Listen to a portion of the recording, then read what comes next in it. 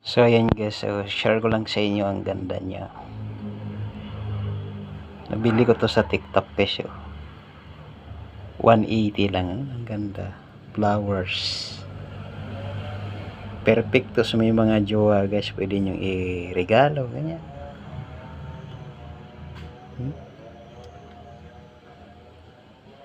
Kanino ko kaya ibigay ito? Wala naman jowa. Ayan yun. So, ipakita ko lang sa inyo. Ang ganda niya. May baterya siya guys. Ayan.